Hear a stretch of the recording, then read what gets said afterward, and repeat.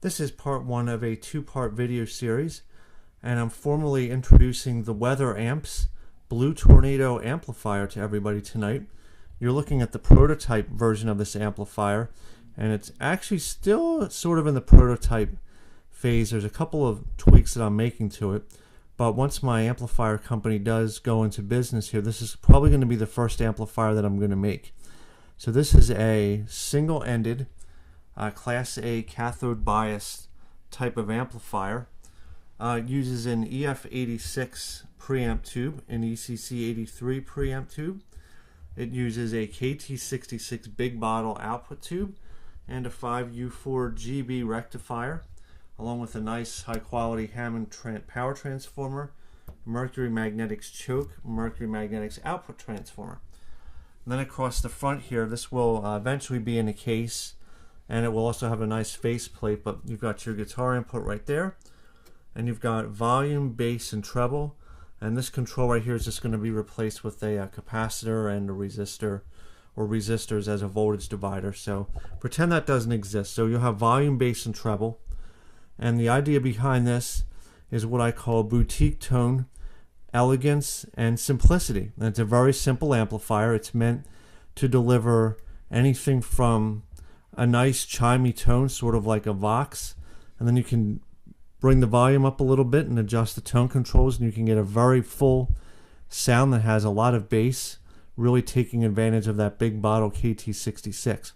But the idea with this amp is that it is single-ended Class A cathode biased. It has a very nice, punchy, warm sound, but it's also designed specifically to be very efficient so that it's loud even though it's only single-ended.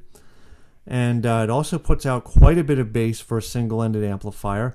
And then with these tone controls, you can get a wide range of tones, like I said, ranging from very shimmery and chimey all the way up to a thick bass sound. So you really take advantage of the combination of the EF86 in the preamp and the KT66. You can get that shimmery chime combined with the possibility of having a heavier sound with just a lot of bass content.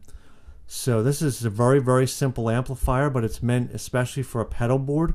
So you can plug all your pedals right into the front end of it. It's very pedal friendly.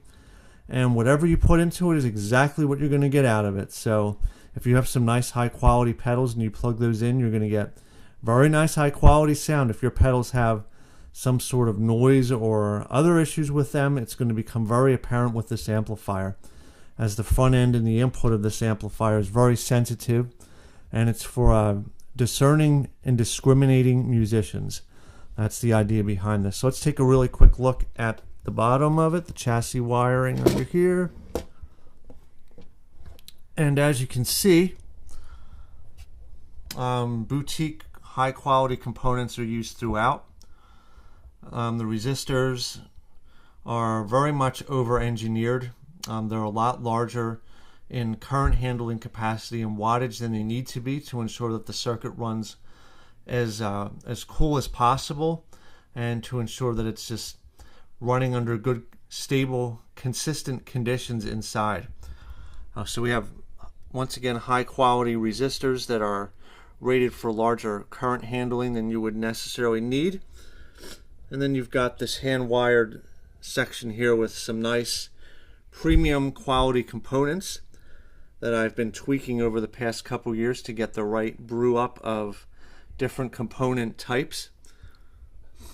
And there's the power supply section right there with some nice high-end, high-quality capacitors in there as well. And it also has a feature I like to build in there. I'm not sure if you can see that resistor there, but that's a discharge resistor.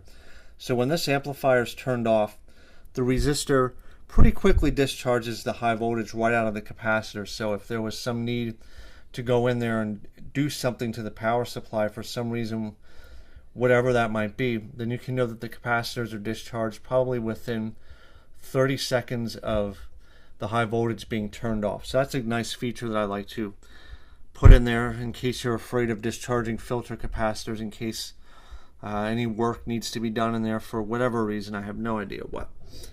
So there's the input section with the carbon comp resistors, and there's your bass and treble, and there's the other potentiometer that's going to come out of the circuit.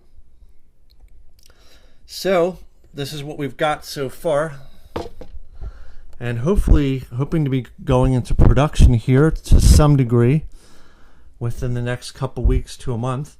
The second video is going to be coming out at some point soon, and then it'll be an actual demo video, and all I'll do is just plug my guitar into my pedal board and go into this, and we'll hear exactly what it sounds like. And there really won't be any talking at all. I'll just be using my PRS Custom 24 Artist 10 top guitar and then my whole pedal board here, and we'll be using a 112 cabinet with the Celestion Alnico Gold speaker, and we'll be using this amplifier here. So next demo video will be coming out, and once again I won't be doing any talking. We'll just play through the amp and let you hear what it sounds like. So this is going to be coming out hopefully within the next several weeks to perhaps a month, once I can get things started here with building these amplifiers. So stay tuned. It's going to be an exciting time.